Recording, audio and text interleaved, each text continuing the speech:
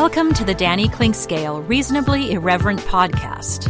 Insightful and witty commentary, probing interviews, and detours from the beaten path.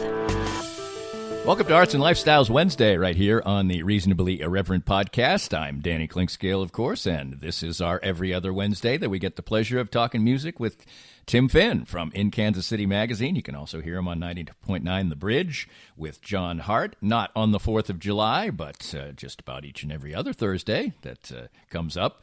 And we, as you'll hear, kind of have a theme that develops during today's conversation, which is bands that have a short span of big-time hit-making, but parlay that into full careers. And so we'll visit about recent shows from Third Eye Blind, Jimmy Eat World, Goo Goo Dolls, Train, bands like that, and upcoming shows with people like hot bands of the moment from the past, like Blues Traveler and the Motels. That's kind of a thing we talk about today, and always we venture off into other unexplored territory. It's always fun for me. I hope it's always fun for you, and that fun starts up next right here. Looking for a truly unique escape from your normal entertainment or corporate team-building regimen? Stay tuned for an exclusive offer only for Reasonably Irreverent listeners. I'm excited to tell you about an extraordinary destination, the Exit Room, located in the heart of beautiful downtown Lee Summit. The Exit Room is a distinctive entertainment option that offers a cool alternative to the normal couples night out, family get-togethers, and corporate team-building events.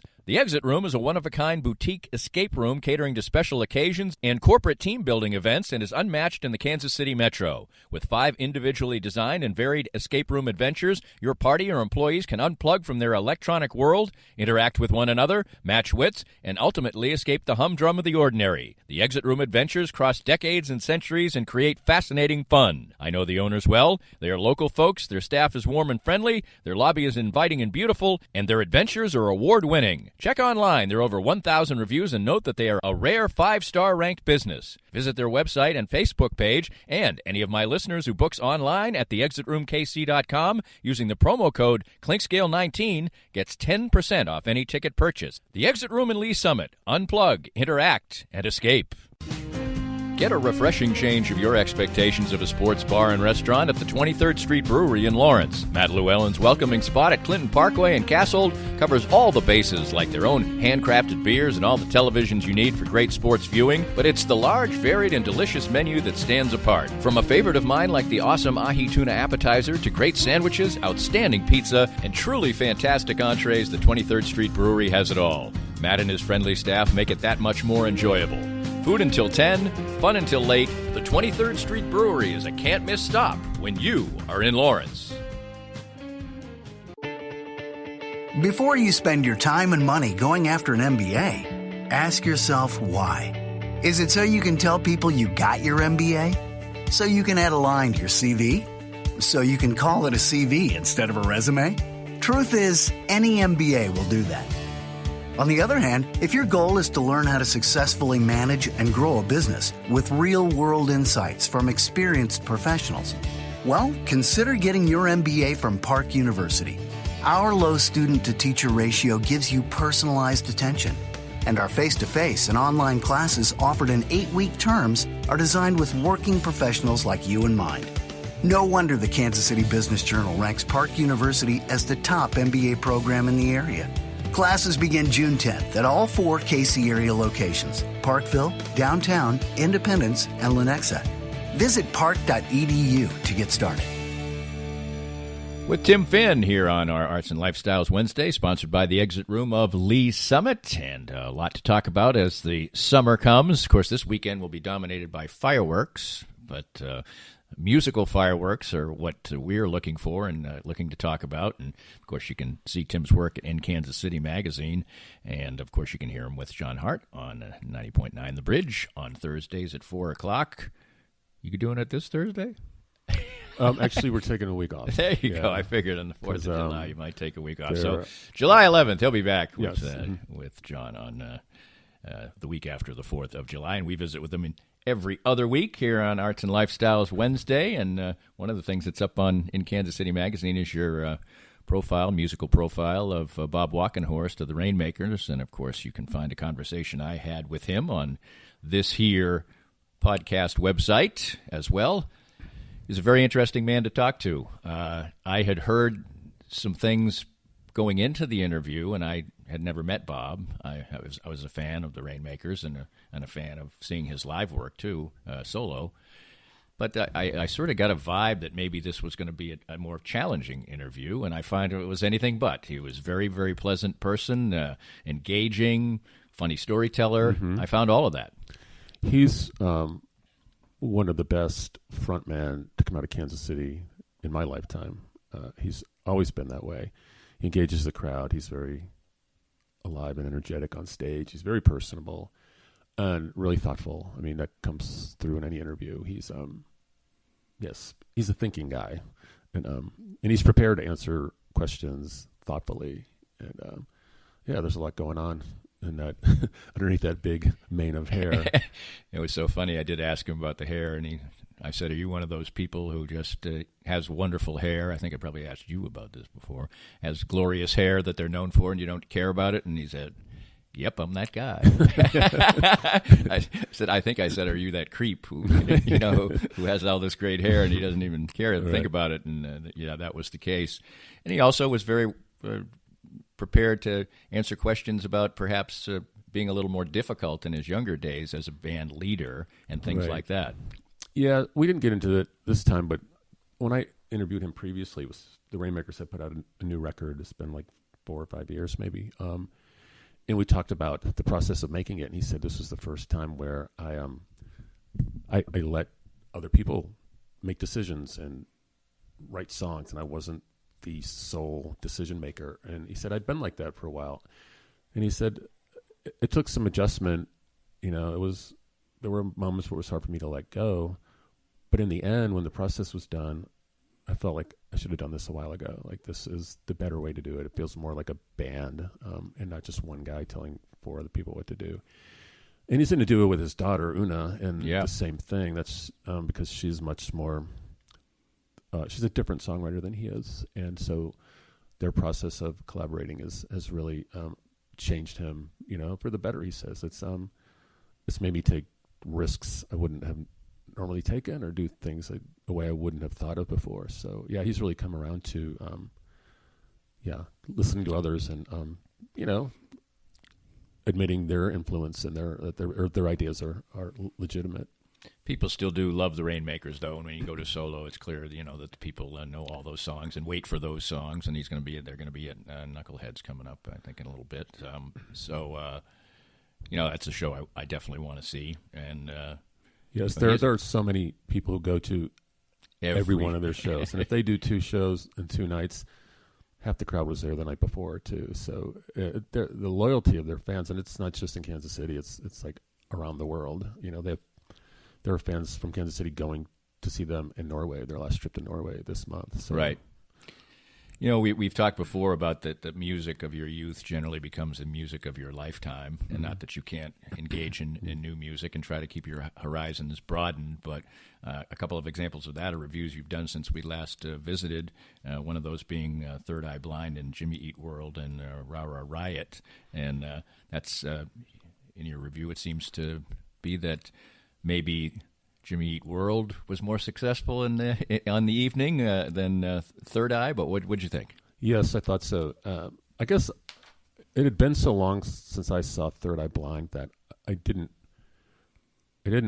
realize how unfamiliar I was with their broad catalog, and they put out some records recently that I probably didn't listen to at all. But they have those 2 songs that are really good and really well known, and then the rest were, they just didn't have the same songwriting craftsmanship to them, and they were kind of forgettable. And some of them I just thought were really kind of ordinary, and he was trying too hard lyrically to accomplish things that really kind of interrupted the flow and the groove of the song. And some songs it was hard to pick out, like the verse from the chorus, so there were just sort of like music, but not really well crafted songs. So I got bored. There were some good moments, but Jimmy Eat World, they did they played for less than an hour, but did like 15 songs or 14 songs, and they were all super poppy, a lot of energy, and some of them sounded like each other a little bit, but not too much. So And I caught the very end of Rah Rah Riot's set, and they were. It felt like the venue was a little too big for them. Like maybe they would have been better. And Record Bar, they seemed a little small. But I went back and listened to their music a little more because I hadn't really explored it much, and they're fine.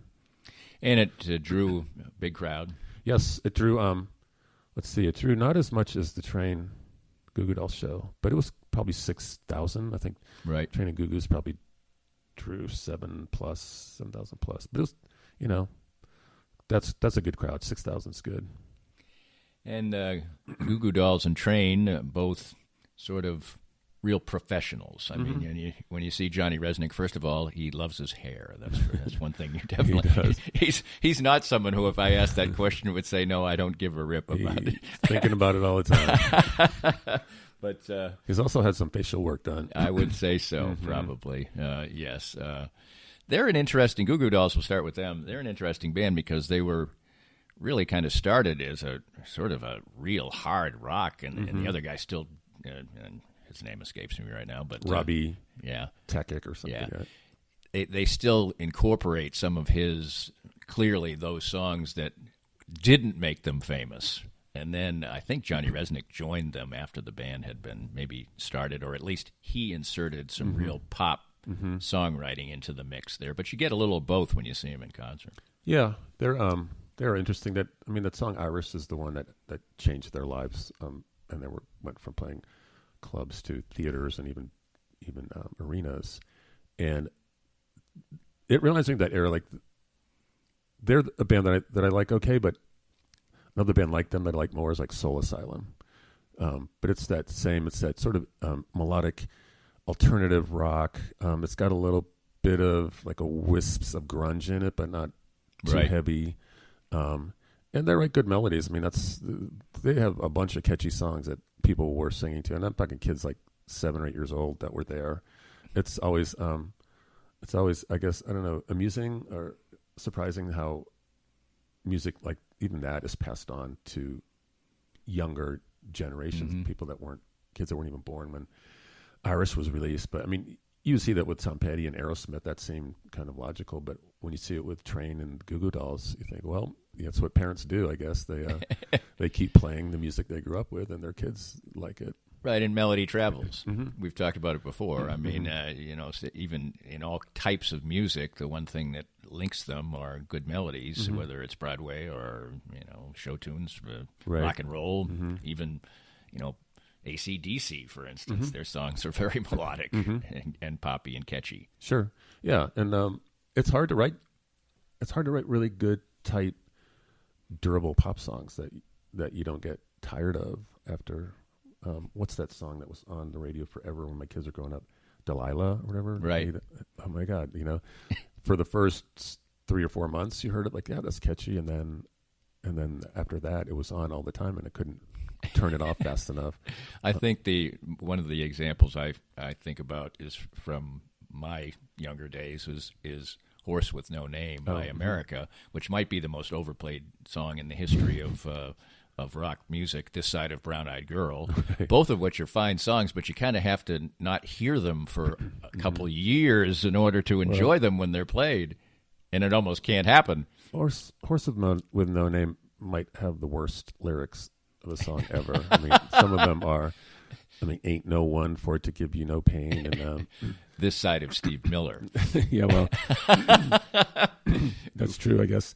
Who has some of the corniest rhymes this side of bad rap, I would say that. But anyway, that's kind of a funny deal. And and also both Train and Goo Goo Dolls have frontmen who, like Bob Walkenhorst, command the stage, and especially Pat Monahan from Train he's a little over the top for me, a little too game show host, but but it works and it gets the crowd involved, and it makes for a more engaging show, and both of those guys are good at that.